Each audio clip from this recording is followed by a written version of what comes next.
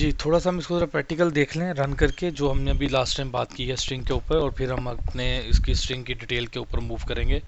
ये देखें, हमने सेम कोड है जो मैंने आपको स्लाइड में दिखाया। सो let me run this code now and compile it.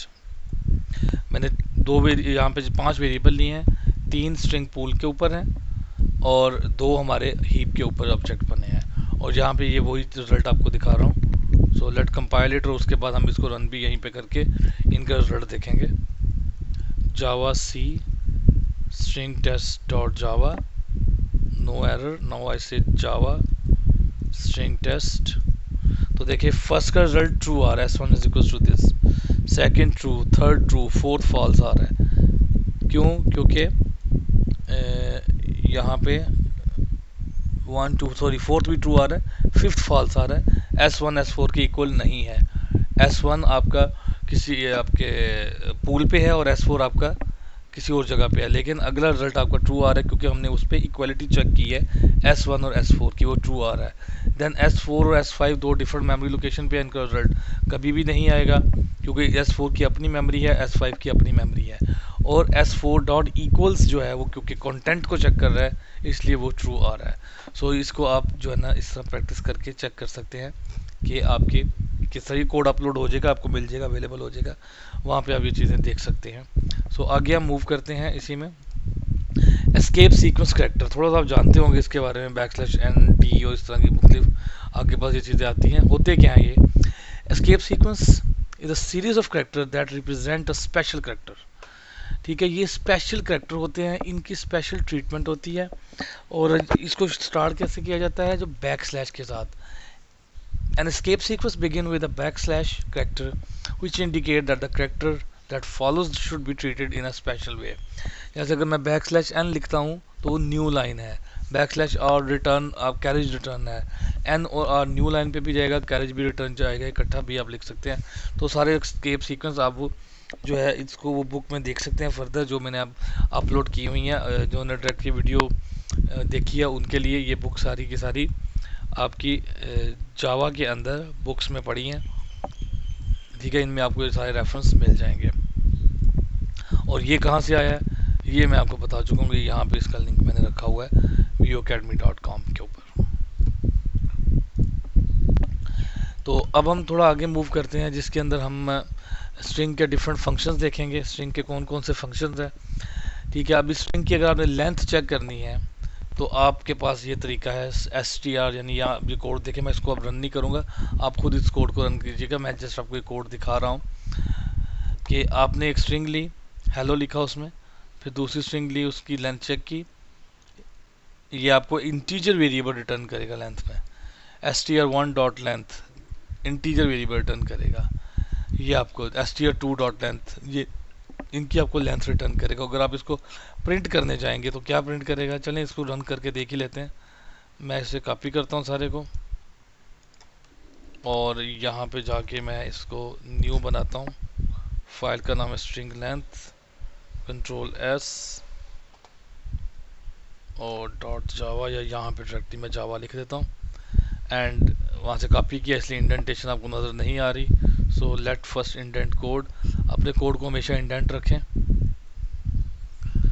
ठीक है, अब हम चेक करते हैं इसी को, जावा सी स्ट्रिंग लेंथ डॉट जावा, जावा स्ट्रिंग लेंथ, तो देखिए फर्स्ट की लेंथ 0 है, सेकंड की 5 है, क्योंकि फर्स्ट के अंदर कुछ भी नहीं है, एम्प्टी है, उसकी लेंथ 0 आनी है, सेकंड की लेंथ 5 आनी है। आप इसको डायरेक्टली भी यूज़ कर सकते हैं। सो ये तो था हम स्ट्रिंग की लेंथ को कैसे चेक करते हैं।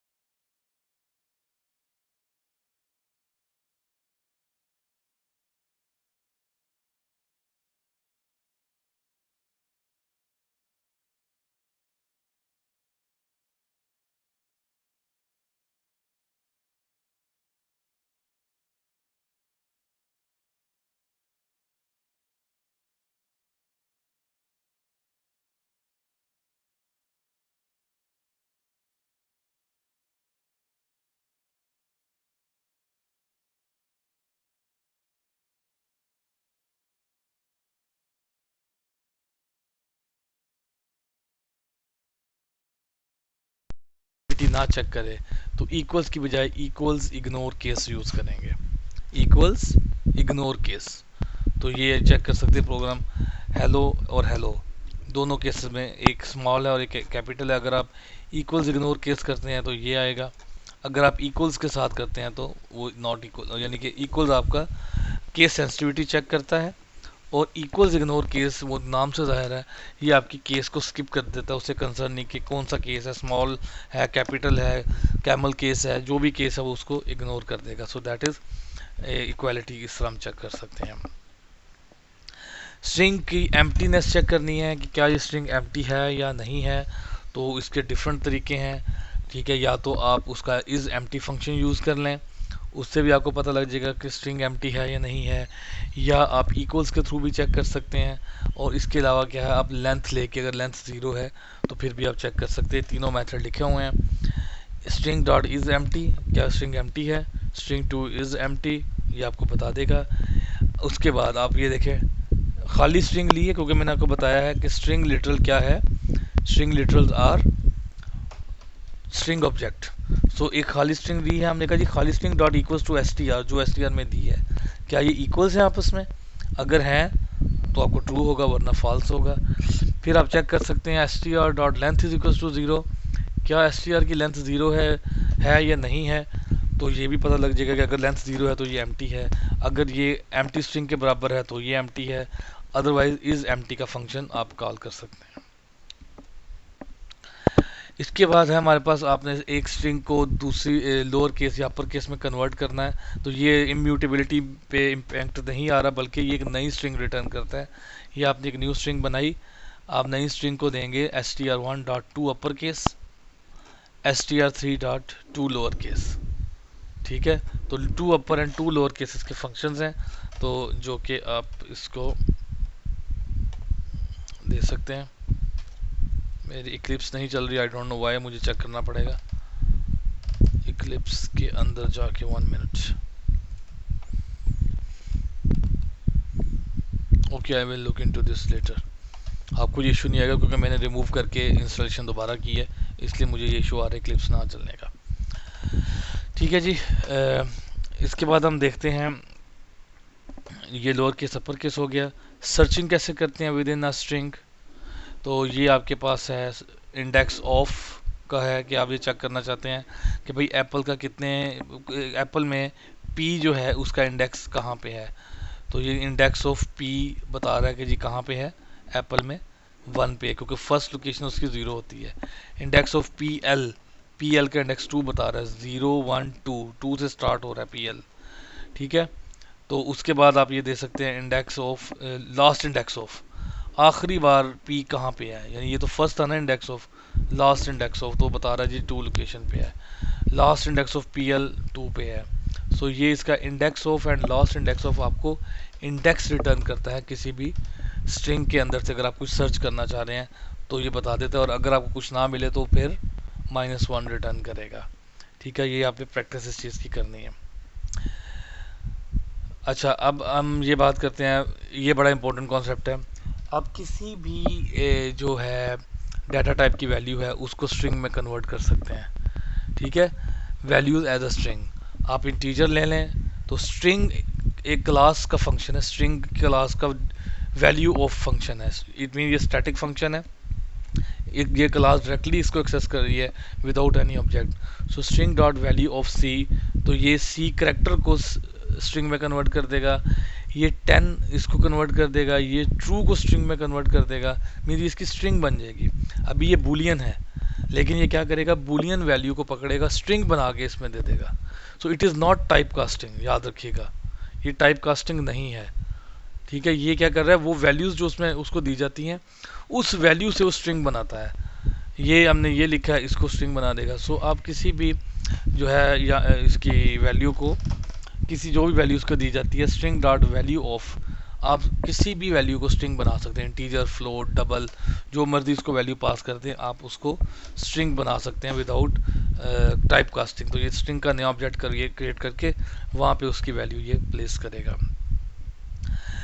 एक स्ट्रिंग में से स्ट्रिंग निकालनी है सब स्ट्रिंग, तो उससे क्या होगा ये आप चेक कर सकते हैं, सब स्ट्रिंग का फंक्शन एक कोई स्ट्रिंग लिखी हुई है आपने डॉट सब स्ट्रिंग 1, तो ये क्या करेगा 1 से आपके ओन वर्ड ये ले जाएगा, यानी कि एच हेलो से ello E double L O, ये S1 को पास करेगा। और अब मैं कह रहा हूँ जी 1 से 4, तो ये क्या करेगा 1 2 3 4 ई डबल एल, एक से स्टार्ट हो गया ई डबल एल 4 तक जो है ई डबल वो आपको रिटर्न करेगा। सो दिस इज सब स्ट्रिंग। ट्रिमिंग, ट्रिम का मतलब क्या होता है कि आपके पास कोई स्ट्रिंग है, उसके लीडिंग या आपके जो स्टार्टिंग ज़ीरोज़ हैं वो आपने सॉरी स्टार्टिंग या लीडिंग जो आपके ट्रेलिंग और लीडिंग स्पेसेस को ख़त्म करता है। तो हेलो के शुरू में जितनी स्पेसेस होंगी, एंड पे स्पेसेस होंगी, ये उसको रिमूव कर देगा। ठीक है, जो ट्रिम में जितनी भी स्पेसेस, जितने भी आपके करेक्टर्स, एस्केप सीक्वेंस करेक्टर, सबको ख़त्म कर देगा इसमें से। सिर्फ और सिर्फ आपको क्या रहने देगा, ओनली जो हम हमारे करेक्टर है वो यहाँ पे रह जाएंगे। स्पेसेस में से दोनों एंड से रिमूव करेंगे, लेकिन इन बिटवीन स्पेस रिमूव नहीं करेगा। हेलो वर्ल्ड लिखा हुआ और वो स्पेस रिमूव नहीं करेगा उसके दरमियान, ये चीज़ है। ठीक है जी, क्लियर ये चीज़। अच्छा, अब हमारे पास है रिप्लेस का फंक्शन है। ये क्या करता है, किसी भी करेक्टर को रिप्लेस अगर आपने करना है तो उसको रिप्लेस कर देगा। जैसे मैं कहता हूँ जी ओल्ड स्ट्रिंग टूथ लिखा हुआ है, और ओ को जितने ओ लिखे हुए उसको ई के साथ रिप्लेस कर दे तो आपका टीथ बन जाएगा। So this is replace function. Matching string and end of string, ये आप कर सकते हैं किसी को मैच करने के लिए। आप कहते हैं स्ट्रिंग स्टार्ट विद, ये वो स्ट्रिंग स्टार्ट विद दिस आपको ट्रू फॉल्स रिटर्न करेगा। क्या कोई स्ट्रिंग में आपने वैल्यू दी हुई है वो स्टार्ट हो रही है दिस कोई भी वर्ड के साथ, यानी आप ये चेक करना चाहते हैं कि कौन सी कोई स्ट्रिंग, अगर मैं कहता हूँ जी फॉर एग्जांपल पाकिस्तान, एंड पे पाकिस्तान आया, ठीक है, तो वो एंड विद आ जाएगा। स्टार्ट पे पाकिस्तान आया, आगे जो मर्जी लिखा हो, तो दैट इज स्टार्ट विद और एंड विद हमारे पास ये चीज़ मौजूद है किसी भी स्ट्रिंग के अंदर चेक करने के लिए कि क्या ये स्ट्रिंग इससे स्टार्ट होती है। जैसे मैं अगर सिर्फ कहता हूँ कि वो सारे नेम दिखाएं चेक करने जो एस से स्टार्ट होते हैं, तो सिर्फ वेरीफाई करना है इफ़ स्टार्ट विद एस, तो बता देगा स्टार्ट विद एस हो रही है।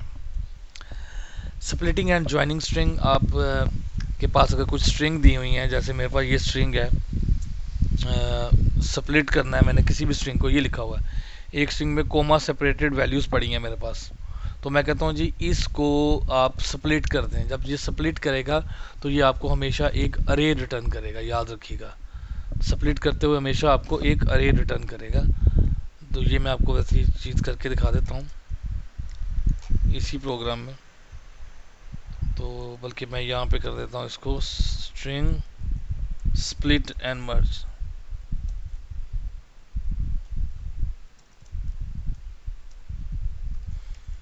स्प्लिट मर्ज, ठीक है जी। तो यहाँ पे मुझे नाम भी यही रखना पड़ेगा वरना एरर आएगा।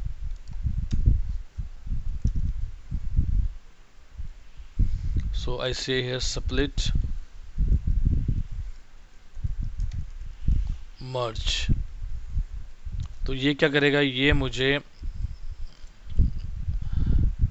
अरे रिटर्न कर देगा, स्प्लिट कर देगा। इसको किस पे स्प्लिट करेगा, किस बेस पे करेगा, कोमा की बेस के ऊपर।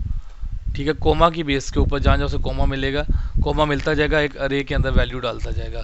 तो मैं इसको प्रिंट भी कर सकता हूँ, for string S colon parts, so let me print it out, println S, तो मैं एस को प्रिंट कर रहा हूँ, Java C string split and merge, Java string split.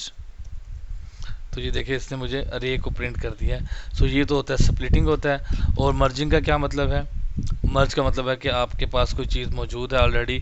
Split and join था, सॉरी मर्ज नहीं था, सॉरी स्प्लिट एंड ज्वाइन। सो आप वैल्यूज़ दे सकते हैं कॉमा सेपरेटेड, वो उनको ज्वाइन करके एक ही वैल्यू दे देगा। ठीक है, तो ज्वाइन में आप कॉमा सेपरेटेड वैल्यू दे सकते हैं। तो जैसे यहाँ पे मैंने दी हुई है वैल्यू 1, 2, 3, जितनी मर्जी इसको वैल्यू दें, कोमा सेपरेटेड आप इसको वैल्यू देंगे तो ये उसको कन्वर्ट करके एक स्ट्रिंग बना देगा। So this is split and join. ठीक है, तो ये हमारे फंक्शन थे। स्ट्रिंग से रिलेटेड आप फर्दर फंक्शन भी देख सकते हैं, ये वो जो इंपॉर्टेंट थे वो मैंने इन फंक्शन को क्लियर कर दिया है। सो नेक्स्ट जो है वो हम स्ट्रिंग बफर, और हमारे पास जो सेकंड चीज़ मौजूद है स्ट्रिंग की जो हमने देखी थी, string, I think that was string one was string buffer and the second was string builder. तो इन दोनों को अभी हम नेक्स्ट वीडियो में देखते हैं। Thank you very much.